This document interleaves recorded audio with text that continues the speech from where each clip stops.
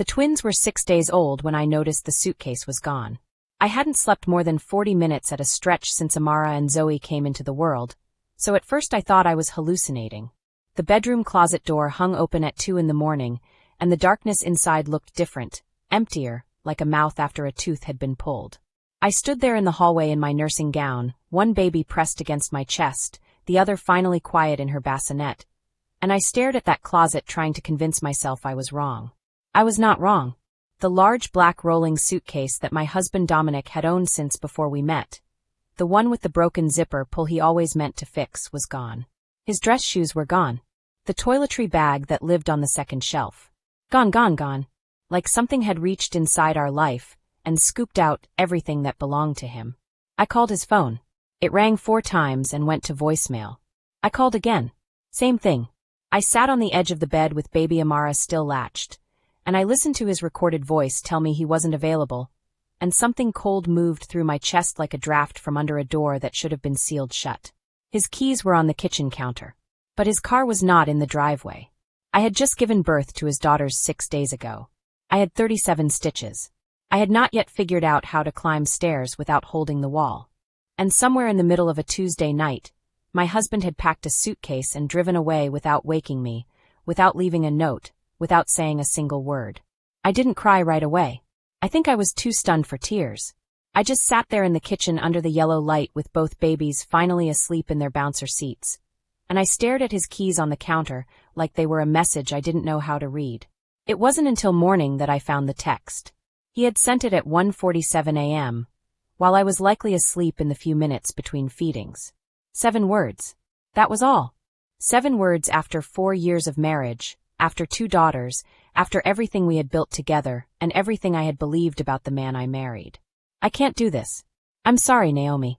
I read it 11 times. I turned the phone over. I turned it back. I read it again. And on the 12th read, something inside me that had been desperately trying to stay calm finally cracked wide open, and I put my face in my hands and I wept so hard that Zoe startled awake in her bouncer and began to scream, and I had to pull myself together before I had even processed a single thing, because that is what it means to be the only parent left in a room with 2 newborns. You don't get to fall apart. Not yet. Not all the way. But what I didn't know then, what I couldn't have possibly known sitting in that kitchen reading those 7 words over and over, was that Dominic hadn't just left because he was overwhelmed or frightened or selfish. He had left because of something he was hiding, something that had been building for months, maybe longer. And the truth of it, when it finally came out, would not come from a confrontation or a confession or a mutual friend with a guilty conscience. It would come from a television news alert, at the worst possible moment, in a room full of people who knew both of us. But that was still weeks away. First, I had to survive.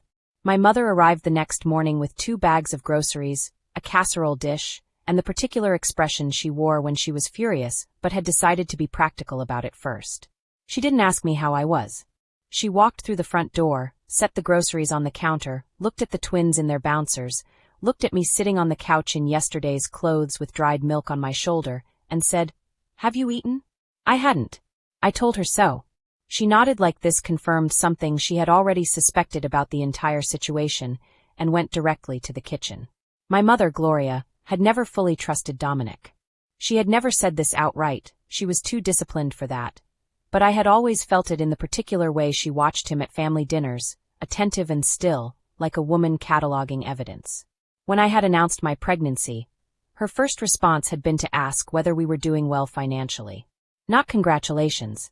Not excitement. A question about money, delivered in a tone that was almost but not quite neutral. I had been irritated then. That morning, sitting on my couch unable to sit up straight because of my stitches, I understood her differently. She brought me a plate of eggs and toast and sat across from me while I ate, and she listened while I told her everything. The empty closet. The text. The keys on the counter. She didn't interrupt. She didn't make a sound. When I finished, she was quiet for a long moment, and then she said, "What do you need?"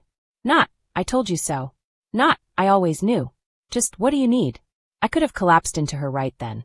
But Zoe woke up hungry, and the moment passed, and we both became functional again because we had to. My best friend Kezia came that afternoon. She was furious in a completely different way than my mother. Louder, less contained, pacing the living room with Amara on her shoulder, while she outlined the various things she wanted to do to Dominic. I let her talk because listening to her anger felt like a proxy for my own, and I wasn't ready to touch my own yet.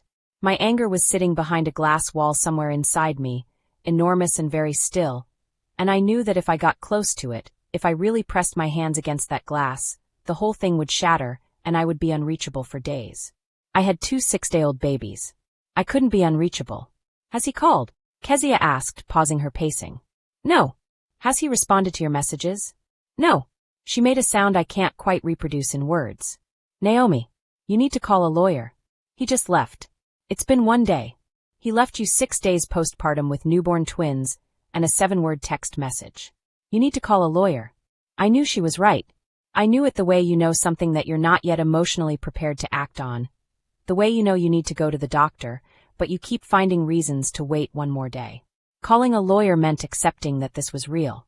That this was the shape my life had taken. That the man whose daughters were currently sleeping 4 feet away from me had genuinely chosen to leave. I wasn't ready to make it that real. Not yet. But something Kezia said as she was leaving lodged itself in my mind and wouldn't let go. She had been putting on her coat, kissing the babies, hugging me at the door, and she paused and said, almost as an afterthought, "Did anything seem off with him before the birth? Like in the weeks before?" I told her no. Everything had seemed fine. But driving back to the beginning of things, to the weeks and months before I went into labor, I started to notice something I had filed away at the time as stress, as normal expectant father nerves, as the ordinary anxiety of a man watching his life change. Phone calls he took in the garage. Evenings where he seemed somewhere else even when he was sitting right next to me. A trip to Atlanta he called a work conference that I had never thought to verify. I hadn't thought to verify it because I trusted him. That night, after both babies were down and my mother was asleep on the pull-out couch, I opened Dominic's old emails on the shared family laptop. We'd set it up that way 2 years ago for shared bills, and I started looking. I wasn't sure what I was looking for. I wasn't sure I wanted to find it. 3 minutes later, I found something that made every hair on my body stand up. And the next morning, before I could figure out what it meant, Dominic finally called. My hands were shaking when I answered. I had rehearsed this moment 20 times since the night he left. Practiced the tone I would use, calm and measured, practiced the questions I would ask in the right order, practiced not crying until after I hung up. None of that preparation survived the first second of hearing his voice. Naomi.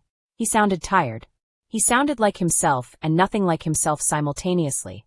The way a house looks familiar after something has been rearranged inside it. Where are you? I asked. A pause. I'm safe. I needed some space to think. Space. I said the word very carefully, the way you repeat something back to a person when you want them to hear how it sounds. Your daughters are 7 days old, Dominic. They came home from the hospital 5 days ago. I had a 3rd-degree tear. And you needed space. He was quiet for a moment that lasted too long. I know how that sounds. He was quiet for a moment that lasted too long. I know how that sounds. What did you find in Atlanta? I asked. The silence that followed was different from the ones before it. This one had a texture. This one was the silence of a person recalibrating, realizing the landscape had shifted, trying to figure out how much I knew. What? He said. The work conference in Atlanta. In October. There were hotel charges on the shared card, Dominic. I looked at the receipts. The hotel was for 2 people. I kept my voice level. I was very proud of myself for that. Who was with you? He breathed out slowly. Naomi. I also found the emails. The folder you'd labeled tax documents that has nothing to do with taxes. Another long silence. When he spoke again, his voice had changed, lower, almost resigned, like a man setting down something heavy he had been carrying for too long. I was going to tell you. I kept trying to find the right time, and then you were pregnant, and... Who is she? The name he said meant nothing to me at first. Renata. I turned it over in my mind, tested it, waited for some recognition to arrive. Nothing. She wasn't someone I knew. She wasn't a mutual friend or a colleague I'd met at a work party. She was a name from a part of his life I had apparently never been allowed to see. How long? I asked. He hesitated. 2 years. 2 years. The twins were 6 days old. He had been conducting a 2-year relationship while I was building a life with him, while I was getting pregnant, while I was going to prenatal appointments and setting up a nursery and practicing the names we'd chosen together in the quiet dark before sleep. 2 years of a parallel existence I had no idea about. I was going to end it, he said. When you told me you were pregnant, I told her it was over. I meant it, Naomi. I really did mean it. But she. He stopped. It's complicated. I laughed. I didn't mean to laugh. It arrived from somewhere involuntary, a bark of pure disbelief. It's complicated. That's what you have for me. I need more time to figure things out. Go figure things out, I said. But understand something, Dominic.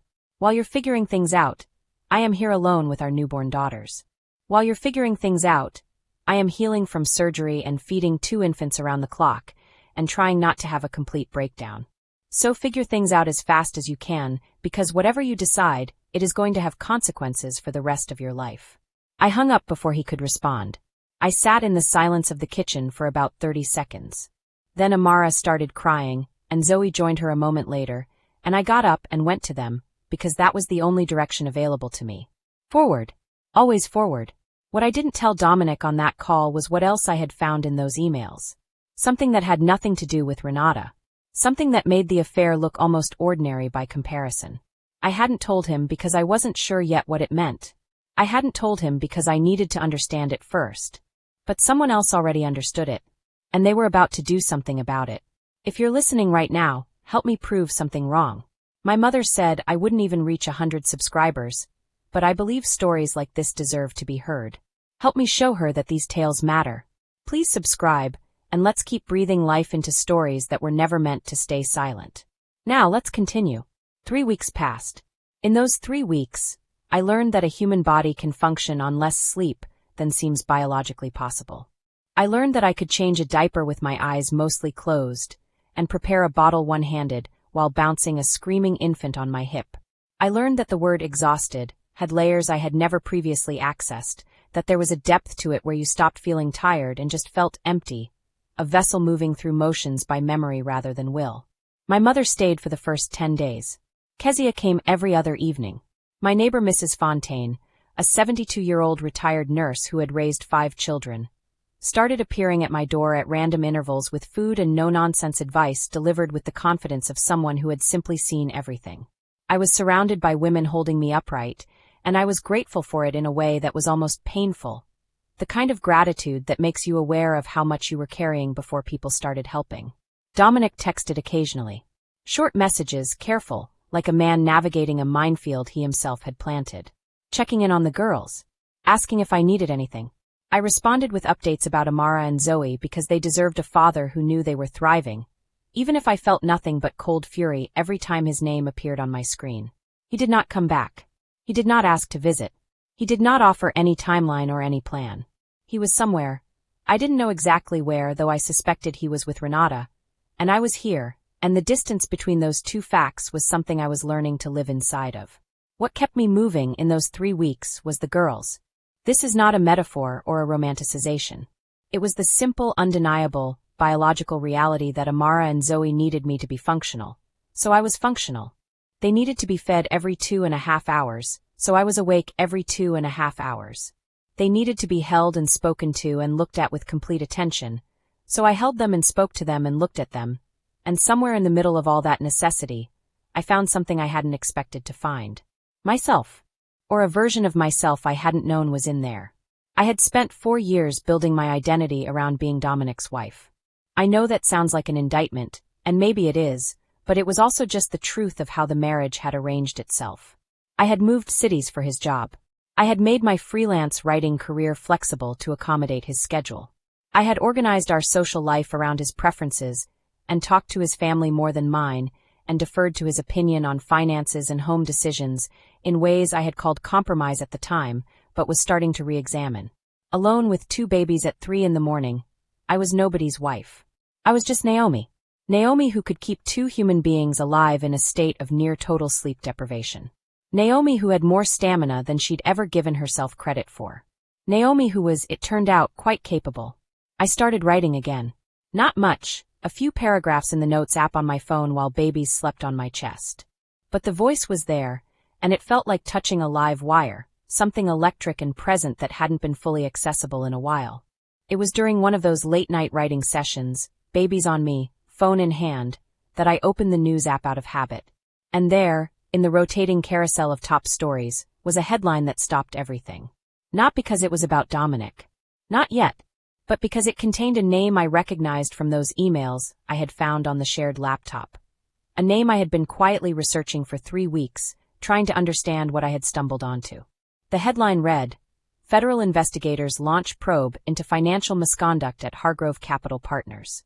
Hargrove Capital Partners. That was the name. I had seen it in 17 emails in that hidden folder. Always in connection with wire transfers. Always alongside a second name, not Dominic's but someone who clearly knew him. My hands had gone completely still on the phone. Amara stirred on my chest, and I pressed my palm to her back automatically, kept her still, kept reading. And the further I read, the colder I got. I need to be careful here because what I found was complicated enough that I spent a week convincing myself I had misunderstood it before I accepted that I hadn't. The emails in that hidden folder, 31 of them spanning 14 months, were between Dominic and a man named Fletcher Osei. I had looked Fletcher up. He was a mid-level executive at Hargrove Capital Partners, a private investment firm based in Atlanta. The same Atlanta where Dominic had taken his work conference trip in October. The emails were not love letters. They were transactional. Careful. Written in the particular kind of corporate language that is designed to be readable as ordinary professional correspondence if seen by the wrong person. But underneath the language, once I started reading them carefully, a pattern emerged. Dominic had been providing client data to Fletcher. Not his own clients. Dominic worked in software development, not finance.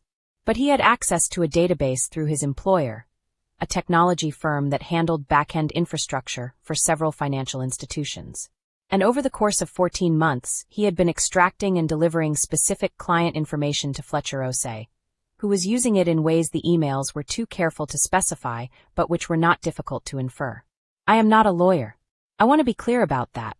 But I had spent 3 weeks reading everything I could find about what this kind of arrangement looked like, and the word that kept appearing in my research was the same word that appeared in the federal investigation headline, misconduct. And sometimes the word adjacent to that, fraud. I called Kezia at 6 in the morning. She answered on the second ring because she had been running on the same maternal sympathy sleep schedule as me since the twins were born, conditioned to respond to a ringing phone at any hour. I need you to look at something, I said. She was at my door within 40 minutes. We sat at the kitchen table while both babies slept, and I walked her through the emails one by one. Kezia was an accountant. She understood financial language in a way I didn't. She read each email twice, slowly, and her face was very still the whole time. When she finished, she sat back and looked at me with an expression I had never seen on her before. Not anger. Not pity. Something closer to awe. Naomi, she said. Do you understand what you're sitting on? Tell me what I'm sitting on.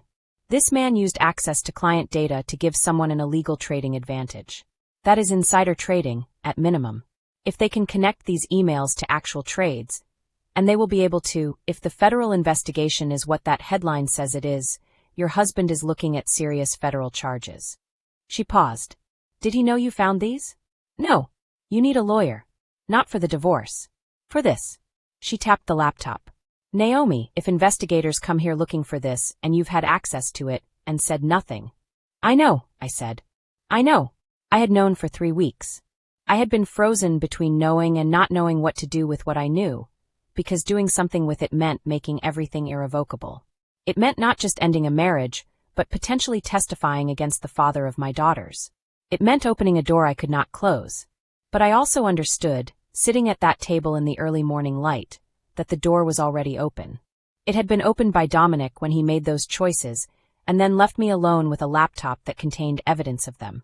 Whether by carelessness or some unconscious need to be found out, I didn't know which, he had left it where I could find it. And now it was in my hands. I called an attorney that morning, a woman named Patricia Voss, who had been recommended by 3 separate people, and who had a voice on the phone like someone who had heard everything and been surprised by nothing. Patricia listened to my summary with quiet attention. When I finished, she said, Don't touch those files. Don't forward them. Don't print them. I'll be there this afternoon. Then she paused and added, Are the babies healthy? I told her yes. She said good. And for some reason, the ordinariness of that question from a virtual stranger made me feel, for just a moment, like the ground was still under my feet. What happened at Patricia's first visit was not what I expected. She was not dramatic. She was not alarmist. She sat at my kitchen table and reviewed the emails with the focused calm of someone who had handled situations like this before, and then she told me something that complicated everything I thought I understood about what Dominic had done. She told me she thought he might not have fully understood what Fletcher Osei was going to do with the data. That doesn't make it legal, she said quickly. But it matters for how this unfolds. Has he contacted you recently? He texted yesterday to ask how the girls were. Next time he contacts you, she said carefully, I want you to listen very closely to what he says. And I want you to call me immediately after. She wouldn't tell me why. Not yet. She said she needed to make some calls first. That was a Thursday. By the following Tuesday, the federal investigation headline had grown into a full news cycle. Fletcher Osei had been named publicly. 2 other individuals had been named, and Dominic's name was not among them. Not yet, but the story was spreading, and I was 2 weeks away from the moment that would change everything. The moment in a room full of people, with a television screen on the wall, when the name that was missing from that news cycle finally appeared. My first public outing with the twins was supposed to be a celebration. Amara and Zoe were 5 weeks old, and my sister-in-law Portia, Dominic's younger sister, who had been texting me daily with a loyalty to me that I found both touching and slightly bewildering given her position, had organized a small welcome gathering at her house. Close family only, she said. Mom, aunts, a few friends. Just people who loved the girls and wanted to hold them for the first time. I almost didn't go. Not because I wasn't ready to face people. I had stopped caring about appearances approximately 4 days after Dominic left, but because I was nervous about doing it alone. There is something about walking into a room without the person who is supposed to be beside you that makes you feel both very visible and very hollow simultaneously. But Portia called the morning of and said, Naomi, please come. The girls deserve to be loved on. And that argument, unanswerable as it was, got me into the car with 2 babies and a bag the size of a small parachute. The gathering was warm. Portia's house smelled like something slow-cooked and good. The women there, Dominic's aunts, their friends, my own sister who had driven down, passed the twins between them with the practiced confidence of experienced mothers and grandmothers, and for the first hour I felt something close to normal. Federal held up. Part of Annette, Dominic's mother, Claudette, was there. She and I had a relationship that I would describe as respectful and careful. 2 women who loved the same person in different ways and had always maintained a productive distance. Since Dominic left, she had called me twice. Both calls had been brief and pained, apologies offered obliquely, sorrow communicated in what was left out rather than what was said. She held Amara for a long time that afternoon and didn't speak, just looked at the baby with something in her face that I didn't have a word for. Everything was fine until someone turned on the television. It was a background thing at first, a news channel, the volume low, the kind of ambient noise that fills a room without demanding attention. I was sitting on the couch with Zoe on my lap, talking to my sister about something inconsequential, when the cheerin at the bottom of the screen caught the corner of my eye. Not because of what it said exactly, but because of one specific word within it. I stopped mid-sentence. My sister noticed. Naomi? What? Can you turn that up? I said. My voice came out very even. I was proud of that, even as some part of me understood that even was about to become impossible. Someone turned up the volume. The news anchor was mid-report, speaking with the focused energy of a story still developing. On the screen behind her was the Hargrove Capital Partners logo, which I had come to recognize over the past weeks the way you come to recognize a recurring shape in a nightmare. And then she said the name. Not Fletcher Osei. Not any of the previously named individuals. A new name. A name being connected to the investigation for the first time publicly, being described as a key data source whose cooperation would be sought by federal investigators, whose employer had already been contacted and had confirmed a security audit was underway. Dominic Ashford. The room did not make a sound. I sat very still with Zoe on my lap, and I watched 12 people in that room absorb that name through a television screen. I watched Claudette's face go from confusion to comprehension to grief in the span of about 4 seconds. I watched Portia's hand go to her mouth. I watched my sister turn slowly toward me with an expression that asked a question she didn't know how to form. And I understood, sitting in that silence, that the shape of my situation had just changed completely and permanently. Not because this was new information to me. I had been living with this information for weeks. But because private knowledge and public knowledge are different creatures. Private knowledge is something you can manage, can navigate, can decide what to do with. Public knowledge has momentum. It moves by itself. It finds people before you can reach them. My phone was already vibrating in my pocket. Then vibrating again. Then again. I looked down. Patricia Voss. I let it go to voicemail and looked up at the television and thought about Dominic wherever he was, watching the same screen, seeing his name scroll beneath the anchor's face, understanding for the first time that the thing he had been trying to outrun had finally caught him. I thought about what he must be feeling. I tried to locate pity for him and found only exhaustion. I looked down at Zoe's face, her absolute unawareness of the room, her perfect focused attention on her own small fist, and I thought, whatever happens next, I am going to protect you from all of it that I can. What I didn't know yet was that Dominic, in the hours immediately following that broadcast, was making a decision that would determine everything. A decision that would either break him or redeem him, or, as it turned out, somehow manage to be both at once. He called at 11:17 that night from a number I didn't recognize. I almost didn't answer.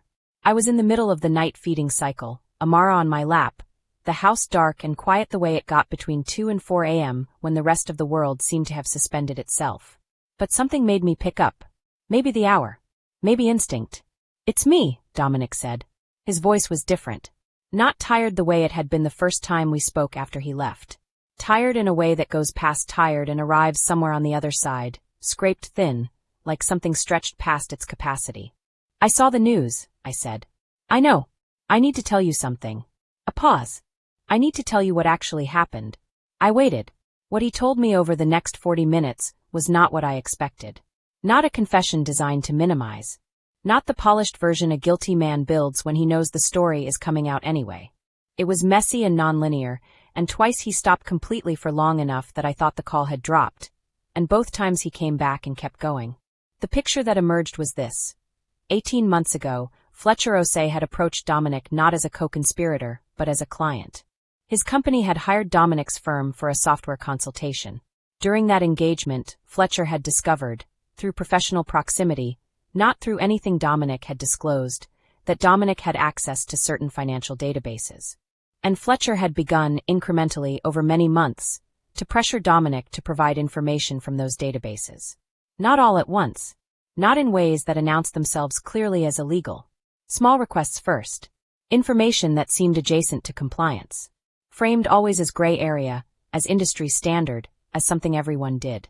"He never told me what he was actually doing with it," Dominic said. "I knew it was wrong. I'm not trying to pretend I didn't know it was wrong. But I told myself it was ambiguous. I convinced myself I wasn't the one doing anything with it." "Dominic. I know what that sounds like. Why didn't you come to me?" The silence that followed was the most complicated silence of the entire conversation. When he spoke again, his voice had dropped even further. "Because I was ashamed. And because by the time I understood how serious it had become, I was already in it deep enough that I thought telling you would end everything." "End us?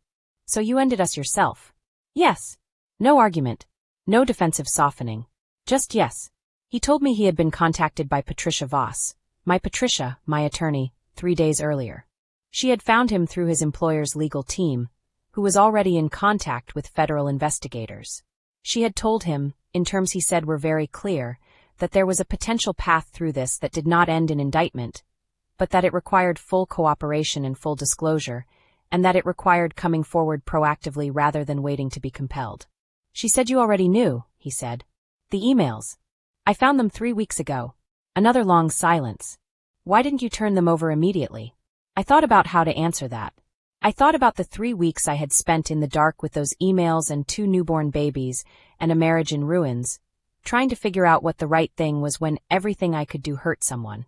I thought about Amara and Zoe and the fact that the man on the other end of this phone was their father. "Because I'm not trying to destroy you," I said. "Even now. I am furious with you. I am not done being furious with you. But you are the father of my daughters, and I needed to understand what I was actually dealing with before I did anything that couldn't be undone." He was quiet for a long time after that. When he spoke, his voice had fractured at the edges. "Naomi. Don't," I said. "Not tonight. Tonight you need to call Patricia and tell her you're cooperating. Everything else is a conversation for another day." "Okay," he said. And then very quietly. "How are they?" "The girls." I looked down at Amara on my lap, dark eyes open and solemn, and entirely unimpressed with the drama of the adult world. "They're perfect," I said. "They look like you." He made a sound that I couldn't categorize. And we stayed on the line a moment longer without speaking, two people sitting with the wreckage of something that had been, whatever else it was, also real. I hung up and sat with Amara in the dark and didn't sleep for a very long time. What I didn't know was that cooperating with investigators meant that Dominic's full story, including the parts about the affair, the timeline, the Atlanta hotel, would become part of a legal record that was by definition not private. And that someone associated with that investigation was already preparing to make a call that would bring Renata into the center of everything. She called me herself. I want to be clear that I did not ask for this. I had been building, slowly and painfully, toward a version of my life that did not involve interacting with Renata.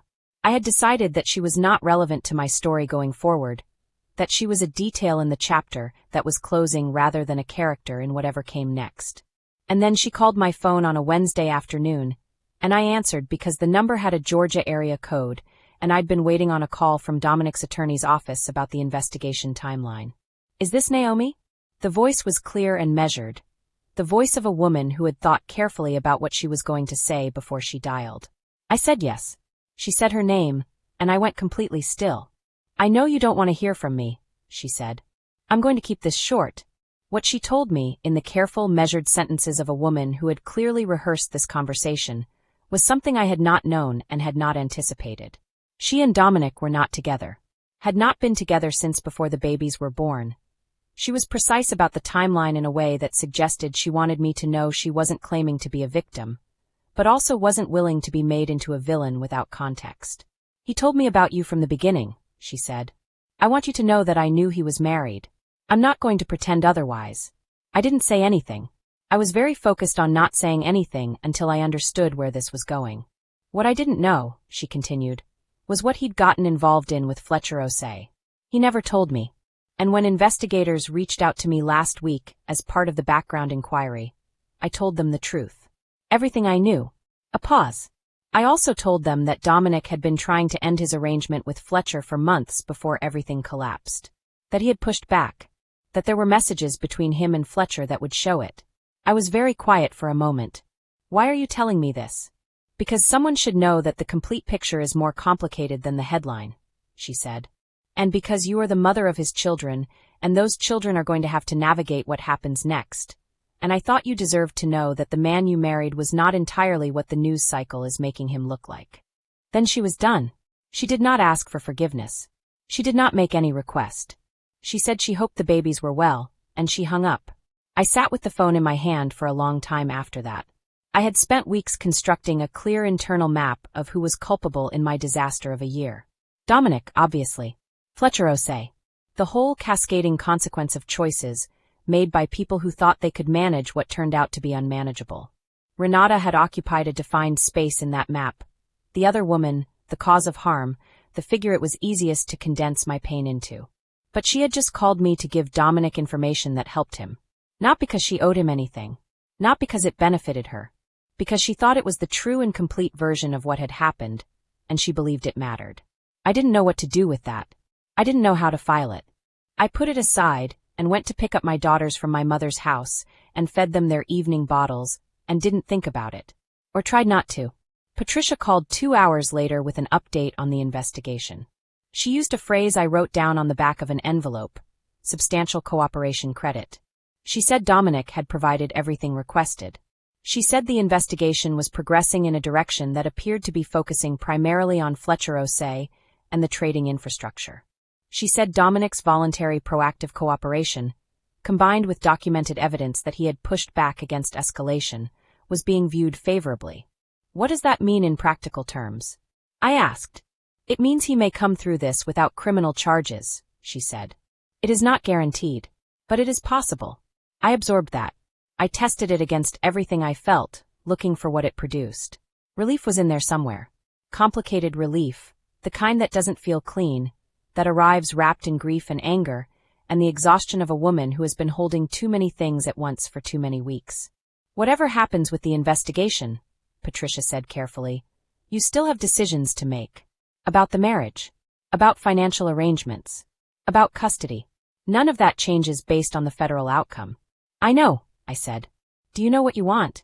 I looked across the room at Amara and Zoe and their bouncers. Two small faces turned toward the window light with identical concentration, as if they were studying something in the middle distance that only they could see. I'm starting to, I said. What I hadn't told anyone yet, not Patricia, not Kezia, not my mother, was that Dominic had asked to come home. Not to resume the marriage as though nothing had happened. Not in those terms. He had asked, at the end of a recent phone call, whether he could come and meet his daughters. Whether that was something I could allow. I hadn't answered yet. I was still deciding. And the weight of that decision, the understanding of what each possible answer contained, was something I was carrying alone in the night hours when the babies slept and the house was quiet, and I was just Naomi, trying to figure out who she was, and what she was capable of, and what kind of future she could bear to build. He came on a Saturday morning. I had cleaned the house, not because I wanted to impress him, but because cleaning things was how I processed emotions, and I had a great many emotions that needed processing. The babies were dressed in matching outfits that Kezia had bought, pale yellow, small flowers on the collar, and I had made coffee because making coffee was also something to do with my hands. Dominic arrived at 10 o'clock. He knocked instead of using his key, and I appreciated that, the consciousness of the gesture, the recognition that certain permissions had to be re-asked for. I opened the door and we looked at each other for a moment, two people seeing each other for the first time in 6 weeks, and finding that the other person looked recognizably themselves, and somehow completely different. He looked thin. He looked like a man who had not been sleeping, which seemed fair given that I also had not been sleeping, for different and more legitimate reasons. He looked sorry in a way that was past the performance of sorry, settled into the muscle and bone. Hi, he said. Come in, I said. He walked into the house slowly, like a person recalibrating memory against reality, touching things with his eyes. He stopped when he saw the twins in their bouncer seats. He stopped completely, like a man who has walked into a room and been struck motionless by something he wasn't fully prepared for even though he'd been preparing for it. Can I? He started. Yes, I said. He sat on the floor between the two bouncers.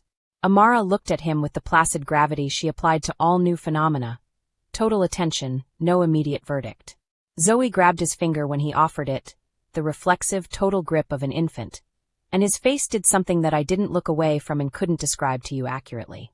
It was the face of a man arriving somewhere after a very long detour in the wrong direction. I sat on the couch across from him and drank my coffee and watched. We talked for 3 hours. Not everything, not the complete accounting, not the final decisions about the marriage, not the legal arrangements that were still being worked out with Patricia and his attorney, but the parts that had been waiting. He told me about the months of pressure from Fletcher, the way it had escalated so gradually that each individual step seemed small even as the cumulative distance became enormous. He told me about the affair, not as an explanation or a justification, but as a full accounting, and he accepted my anger and my questions without deflection. He told me he had resigned from his job and was negotiating a settlement with his employer's legal team. He told me he had been in therapy for 3 weeks, which surprised me, and then didn't surprise me. I told him about the 3 weeks I had spent in this house alone with his daughters and a laptop full of evidence I didn't know what to do with. I told him what that had cost me. I told him what the night feedings were like and what it felt like to become a mother without any of the support that was supposed to be there. I told him all of it without abbreviating it to protect him from it, because he needed to know the full dimension of the space his absence had created. He listened to all of it. He didn't try to fix it with words or balance it against his own suffering. He just listened, and when I was done, he said, "I'm sorry, Naomi. I know that doesn't cover it." "It doesn't," I agreed. "But it's what I have right now." The question that remained between us, the big one, the one that neither of us had named yet, sat in the room like a third presence. I could feel him not asking it, exercising restraint, and I respected that. It was not a question for that morning. That morning was just for Amara to study her father's face and decide he was acceptable. For Zoe to maintain her grip on his finger with the absolute confidence of someone who has claimed a territory. For the 4 of us to be in the same room for the first time and find that it was survivable. After he left, I called Kezia. She asked how it went. I told her I didn't know yet. She said that was honest. She asked if I was okay. I told her I was something. I wasn't sure what. She laughed, and I laughed, and Zoe made a sound of approval from across the room. I thought, later that evening, about a conversation I'd had with Patricia weeks earlier. She had asked me what I wanted, and I hadn't been able to answer completely. But sitting now in the early dark with both babies fed and quiet, I understood something more clearly than I had before. I didn't want to go back. I was not interested in pretending the last year hadn't happened or reconstructing something from the wreckage, as though the wreckage had no meaning. What I wanted was a future that was honest, honestly mine, honestly built on what I actually was and actually needed, honestly structured around these two daughters who deserved parents who were operating in reality rather than the comfortable fictions that had allowed everything to get so bad. Whether that future included Dominic in any meaningful way was still a question. But for the first time, it felt like a question I was asking on my own terms. Not out of grief or shock or the desperate attempt to hold together something already broken. On my own terms. The news cycle had moved on by then. Fletcher Osei had been formally charged. The story was in the hands of financial journalists who were interested in the structural details of the trading scheme rather than in the human wreckage it had created. Dominic's name appeared in a few subsequent articles as a cooperating source, and a few people from our past life sent cautious, ambiguous messages that I interpreted as checking to see which side of the story I was on. I didn't respond to most of them. My life had very little room in it for cautious ambiguity. There was one more thing that happened in that period that I have not mentioned yet, because I wasn't sure where it belonged in the telling. It belongs here. About a week after Dominic's Saturday visit, I was contacted by a producer at the local news affiliate. Not about the investigation, about something different. She had seen my name connected to a piece about postpartum support systems, written by a journalist who had interviewed several women about their experiences in the immediate postpartum period without community infrastructure. I had participated in that interview in a very limited way, mainly talking about the neighbors and friends who had kept me functional in the early weeks. The producer wanted to know if I would be willing to speak on camera about the experience. Not about Dominic, not about the investigation. About postpartum isolation. About what it looks like when the support structures fail. About what women need and don't get. I said I would think about it. I thought about it for 3 days. I thought about Naomi from 4 years ago, who had moved cities and made herself smaller to fit around someone else's life. I thought about the night I sat in the kitchen and read a 7-word text, and understood that I was alone. I thought about the version of me who had emerged from those early weeks, capable, present, honest with herself in ways she hadn't been in years. I said yes. The segment aired on a Tuesday evening. It was 5 minutes long. The producer had focused it carefully, not sensational, not pitying. Just true. I sat in a chair in my living room with the babies asleep in the nursery behind me, and I talked about what it looked like to bring newborns home into a situation that was not what you had prepared for. About the particular kind of strength that gets built when you have no other option but to be strong. About the women who had held me up and what their holding had taught me about the kind of mother and person I wanted to be. I didn't mention Dominic by name. I didn't mention the investigation. Those were not the point. But Dominic watched it. He texted me afterward, not immediately, but about an hour later, which I interpreted as evidence that he had watched it, sat with it, and spent some time with what it produced in him before reaching out. The text was not long. It said, "I watched the segment. You were incredible. I'm sorry I wasn't there for any of it. I read it. I sat with it. I felt the complicated thing it made me feel. The part that was still grieving the marriage we were supposed to have, and the part that was no longer interested in staying in the grief, and the part that was simply tired and ready to look forward instead of back." The investigation concluded that spring. Fletcher Osei was convicted on 12 counts. 2 other individuals took plea agreements. Dominic was not charged, his cooperation having been deemed substantial and credible, his role reframed in the final prosecutorial framework as someone who had been leveraged rather than recruited. His employer settled the civil suit separately. He lost his job, took a substantial financial hit, and spent 6 months navigating legal proceedings that aged him visibly. We divorced. I want to be honest about that, because this is not a story where everything is repaired by revelation. The truth that came out didn't save the marriage. It couldn't, because the marriage had been built on a version of Dominic I hadn't fully known, and I was no longer interested in reconstructing fictions, even comfortable ones. The divorce was civil. Patricia handled it with the focused efficiency of someone who has done this many times and understands that the goal is to protect the most vulnerable people in the equation. Amara and Zoe were protected. That was what mattered. What the truth did do, what it broke open, was Dominic's own self-deception. I watched it happen over the months of the investigation and its aftermath. The man who had managed the truth of his life in separate compartments, who had maintained parallel existences without ever fully reckoning with the cost, was forced by federal scrutiny and public record, and his own daughter's faces, to become someone who could no longer afford that kind of management. He came to therapy seriously. He began showing up for the girls in ways that were accountable and consistent and unperformative. He became, slowly and imperfectly, more honest than he had been, and I think the honesty cost him something real, and that the cost was part of what made it genuine. He was broken by it, and I think being broken was, ultimately, the only thing that could have made him into a father worth having. I moved back to my home city 14 months after the twins were born. My mother helped me find a place.